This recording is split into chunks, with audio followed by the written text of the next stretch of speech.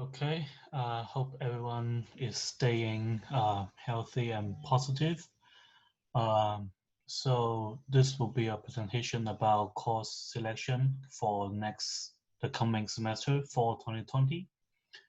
And just want to remind everyone that this is not just a slide. Is In addition to this recorded presentation and the slide deck, this time we also want to have a drive that we share all the syllabus of the courses that we mentioned in the slide. And also we want to provide an example degree requirement template for those of you who are, thinking about how to plan out your time at UT. So there are a couple of updates and notes. So first of all, this workshop is intended mostly for graduate students. So you will expect that a lot of the courses we recommend are at graduate level. And we don't discuss about anything about the courses that are offered by our own department. So those transportation courses, because we think all of them are great and you should take all of them if you have time. So, and also this time we only discusses the courses that will be offered in the next semester. This time, something we want to do differently is we will provide the contact information for each course. So for the course that is recommended, who are the people that recommended? So we will provide the names so that you can contact them for more details. So this document is just for you to know about some courses, and then we also provide a way for you to know more if you're interested. And as I mentioned earlier, we will provide a drive with the syllabuses. And if you see the courses they are in green, that means we highly recommend those. And this is based on the number of people who recommend the course, how helpful they think they are for the job market and their own research, and what is the cost effectiveness, of taking that course. So we factor in this different elements, and then we have some recommendations for you all. So just really quickly, that for the transportation courses, next semester we do have two of them, one by Dr. Hang and one by Dr. Katak. I've taken both of them, so I think they are really, really good if you haven't taken them. So yeah, please take both of them. The first category, the biggest category, is statistics. So the first one, the statistic for research, number one. So this is no longer the required course if you want to have a statistic degree or minor. And it's very basic graduate level statistic. So you can contact Nitesh and Nima if you want to know more about the course. And the second one we recommend here is the statistic 563. So that's the first series of the probability course. So pay attention that this is one of the required courses if you want the master or the minor, and basically explains the math behind the software outputs. So how do we understand those things mathematically? How can we make sense of the outputs, the result we are seeing? And many people have taken this course in the past, so feel free to reach out. And we do highly recommend this course. So next page, this one is called multivariate and data mining methods, I believe. And note that on Canvas in the system, that right now is listed as, so it has two names associated with this course. So we are not sure which one they are going to use, but we do recommend this course because it introduces machine learning in a friendly way. It is friendly because first it's using RStudio, so it's not using Python or any other things that may be complicated. And also the instructor, according to Zhihua, the instructor is very friendly, detail-oriented, and very clear in the teaching. So it's very helpful and not so difficult. So if you are consider this one, that would be a good choice. So this is, I haven't taken this one yet, but I think I will take it. So this one sounds like the statistic 577, which is data mining, taught by Dr. Hilaf, also in our studio. I think these two courses, they seem similar to each other. So for those of you who benefit from taking that course, I think this one would be a good one for you too. And then next one, categorical data analysis. So I've taken this one before. Many other people have taken this one before, but the feedback is not so good because many of us believe that it's a little bit too simple for the type of research we are doing. But if you want to enhance your background in statistics, this will also be a good course. Plus, it is not that challenging overall. So moving on to the next two. So these two courses are very specific. The first one is Bayesian model. If your research requires all of this, feel free to reach out to Ramin. I think he's probably the only person who's taking this in our office. And the second one is offered by the business administration department. It's text mining. Moshe took it in the past, and he actually thinks that is helpful, but a little bit difficult. So if you're interested, if your research requires text mining, feel free to take this one. Then another one, econometrics. So this course is recommended, like this topic is recommended by many people in the area. So basically, it's the mathematical approach to conventional statistics. So for example, the things we see in statistics, for example, standard error, robust standard errors, all this terminology, what are the differences?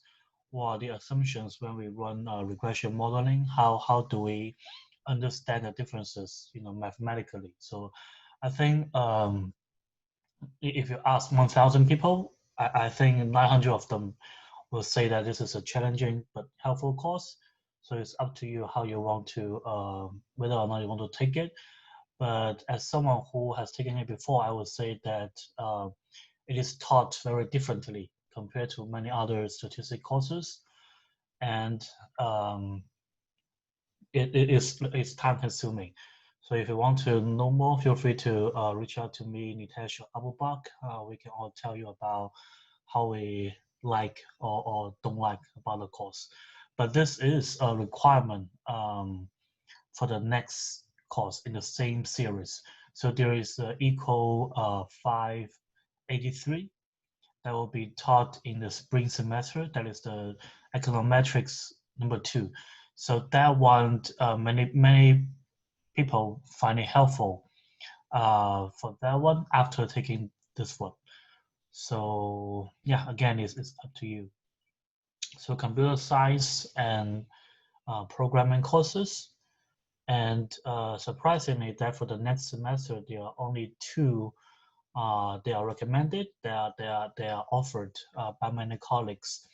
So here we do not highly recommend these two because reinforcement learning, deep learning, these are all machine learning techniques that not all transportation research will use them.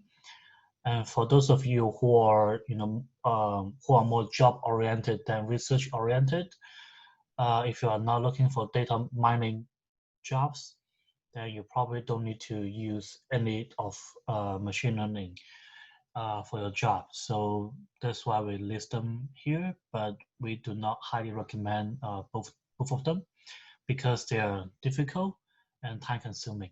So the first one, reinforcement learning, contact 运动. If you want to know more, the next one, deep learning, contact ramen. So moving on to the next category, we have geography. So the first one is environmental modeling and geospatial analysis. So far only Zhihua has taken this one. So according to him, this is an introduction course of GIS, and it teaches the use of ArcSci. It's a software for GIS information system. So it looks like this course is very like geographic oriented without that much of like transportation elements. But the title does suggest that it could be related to transportation. And then the next one is GIS project management. So this is a course taught by Professor Xiao. I've taken two of his courses in the last year, and I find both of them very helpful. So he has a really good way of teaching. He makes everyone feel comfortable, and you will learn a lot after the course. I haven't taken this one in the past, but I think I will do that for the next semester. And if you want to know more about his teaching style, how much workload is expected, those type of questions, feel free to reach out to me. So the last course of geography, this is the one that we highly recommend. It's called Seminar in Transportation Geography, taught by Dr. Kim. And in this class, he discusses basic theories and papers in transportation geography. And I just like it because like they are approaching the same transportation issue from a geography perspective, which we may not have that in our department. And this course has been historically a very popular course for our people in the department. I've taken it before, and Tora has taken it before. Yuandong has taken it about 2 to 3 years ago. So we've taken two versions of the courses, and the recommendation are very good. The feedback are very good. So this is why we highly recommend it. If you are considering to learn something about geography, or you want to expand your research interest into geography, this will be a good starting point. There are two courses that are specialized that if you are interested and if it fits your fits the areas that you want to learn more and improve your skills, then these two are for you. So the first one is visual communications for non-designers. So they changed the name from 525 to 523 this year. I've taken it in the past. It's basically teaching a whole bunch of Adobe skills to help you design better presentation slides, help you design better poster. So basically all the visual aids, they teach you the principle and the methods for that. It's fun, relaxing, so contact me for more details. The other one recommended by Moshtad, this one is health related.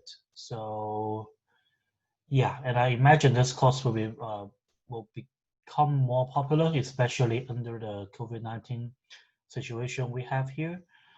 So you will see that transportation and health, they are closely related, right? Because some modes are more active and some modes they are passive. So after graduation, some people may find it helpful to have a background in public health. So if you are thinking about that, this one will be good for you. So that's basically the courses that we recommend and we highly recommend to you. So it is your choice, which one, how to spend your time at UT. And this analogy that we've been using the whole time is that taking courses is like going to a buffet, right? Like you have up to 2 hours to eat whatever you want. Don't overwhelm yourself, but at the same time, don't miss out the opportunity. Um, so many people they only like sushi, right, at a buffet, so they go to sushi all the time, and they find it rewarding, right? They've never touched on any spaghetti or other cuisines, but they know that they are looking for sushi, and they have good sushis there, so that's good, right? Some people they're at a stage that they want to explore more, right? So they try some curry, they try some Korean food, they try some burgers, fries, and then at the end they have a taste of everything, and they consider that as rewarding. So it's really up to you how you want to plan out your time at UT. But do remember to have a balance between research and courses. Um, yeah, because some people, if they're overwhelmed with courses, then they always find themselves not having much time to work on research, which they are, to be honest, that's how we are being funded. So I would say have a good balance between research and taking courses. So I would say that if you are thinking about taking uh, 4 to 5 courses, that is definitely going to have some negative impact on how much time you have to work on the research. And some of these courses, they are subject to change before the next semester. Um, yeah, because you see some of the courses, when I look at it a month earlier, when they just release the course, the schedule, some of the courses they are not currently in the system. So definitely there are going to be some changes. Yeah, so stay tuned for that. And also the way how we collect this recommendations is crowdsourcing. We collect data from everyone. So please share with us what courses you think are valuable next time when we are doing the next workshop around November of this year. And also for some of the courses that we recommend here, if you have a different opinion, feel free to include that in the next survey that we distribute next time. So that's it about the workshop. I hope this is a good use of time.